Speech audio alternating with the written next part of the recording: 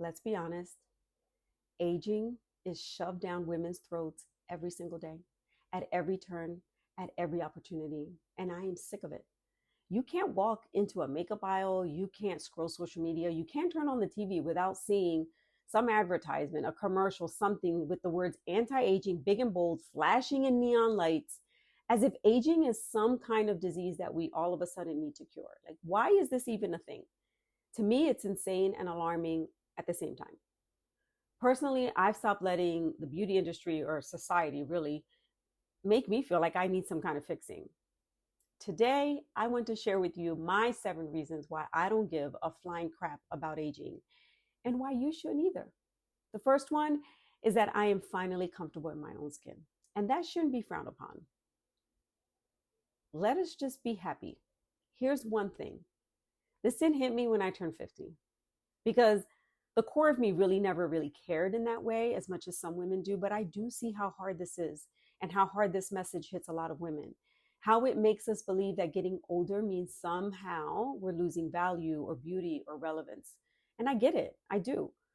As a recovering perfectionist for years and as someone that has suffered from cystic acne from the age of 14, I have tried everything under the sun. Prescription creams, antibiotics, expensive over-the-counter treatments, you name it, I have tried it. And guess what? None of it worked. It worked for a little while and then it came back full vengeance, okay? I too bought into all of the promises that now I see have that turned out empty. But what no one tells you, and I wish someone would have told me in my 20s and 30s, that if you want healthy, glowing skin in your 50s, those daily habits, they start in your 20s and 30s.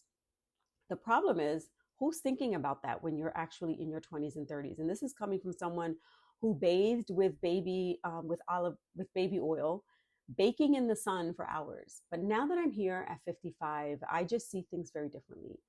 You know, it's true what they say that vision in hindsight is 2020. Being comfortable for me in my own skin isn't about letting go. You know, it's really about finally owning who I am without any filters, any apologies or comparisons. I have learned personally that confidence doesn't come from Botox or perfect lighting. Not saying that I've had either one. It comes from being at peace with yourself. And again, this is not a hit against those that do get Botox or fillers. You do you. You know, I'm speaking for myself and I'm sharing some thoughts for those that may feel pressured to do those things or just unsure and feel alone. I want you to know that you are not alone and that you are not the only one. I am here with you. And let me tell you something else. When you reach this point and how you see yourself, your whole energy changes. I have stopped walking into rooms trying to be seen, and I only walk into rooms that I belong in. Wisdom. Number 2, I'm not chasing my 20 or my 30-year-old body. It served me my 20s and 30s, but that season and that phase of my life is gone. It has passed. I am a completely different person today with more experiences and knowledge and a completely different perspective. I am not trying to be 20 or 30 years old. It is exhausting. I don't have the time for it or the energy. It's just not in me to do that. Today, I take care of my body from the inside. I lift heavy. I train. I eat with purpose and intention. I get my 8 hours of sleep. And it's not because I want my old body back. That body lived a completely different chapter of my life, and I loved it when I lived it. Now I care about feeling strong and healthy and functional for a few more decades, okay? Because this isn't about aesthetics for me. For me, it's about longevity. I don't want to be a health burden to my daughters. You know, I want to play on the floor with my grandchildren. I want to run around with them. I don't want to have the fear of falling and breaking my bones because they're weak or not unstable. I lift heavy because I am building strength for my 70 and my 80-year-old self. Ladies, muscle is power. It gives us confidence and independence. That's the hard truth. And it's something no cream or anti-aging anything can give you. Number 3, I stopped chasing perfection. It's endless, thankless, and a super lonely trap. Trust me, I'm a recovering perfectionist. You know, for years I thought perfect skin meant happiness. I honestly hated looking at myself in the mirror. You know, I couldn't wait for the very last hour of the day to remove what I felt like pounds of makeup off my face to hide my acne, to take a shower, and I would go straight to bed. The acne was painful. I felt ugly. And in reality, it was the beginning of kind of what depression really felt like at a time in my life where it wasn't normal to talk about mental health in that way. It was lonely and it was hard. And I too bought into that marketing dream, the one that says flawless equals beautiful. The magazines, everything in our faces meant flawless. And many copays later, many dermatologists from multiple states later, my acne just got better. It got better as my hormones started to level off during perimenopause. But let me say this, okay? At 55 years old, I still get acne. I still get it, but it doesn't consume me the same way. It doesn't affect me mentally, physically, or emotionally. My skin isn't perfect, and I am here to show you that. But I have the healthiest skin that I've had in my adult life. And as a disclaimer, I do use a plants-only skincare product that is 100% plants that has helped my skin be the healthiest, but we are not here to talk about that. The point here is that we need to get to a place where we realize that perfection, the perfect skin, the perfect body, it just does not exist. It's a creative and lucrative marketing business model, but it's not reality. Now let's talk a little bit about filters. Dear heavens, it's gotten so bad. We've become so used to seeing people through these false airbrushed versions that reality kind of starts to feel less than. As you scroll through your social media feeds, you think everyone has perfect skin, perfect lighting, perfect everything. And then it starts to really mess with our minds. It's created, for me, what I feel is this quiet epidemic where women feel they can't show up as themselves anymore. That is crazy to me. Filters don't just smooth out your skin. They actually distort self-worth. And that's unhealthy. It trains your brain to believe you're only beautiful when you're edited. Dangerous. Because when the filter comes off, confidence also goes with it. And for me, once I stopped chasing this illusion of perfect skin and I let myself be seen for real without all of the makeup, for me personally, everything changed. I still take care of myself, but it comes from a place of love and not lack. Because there's a big difference between maintaining yourself and punishing yourself because you think you're not enough. The truth of the matter is that perfection is the lie that keeps women buying. Acceptance of who we are and where we are in our current phase of our lives, in my opinion, is what truly sets us free.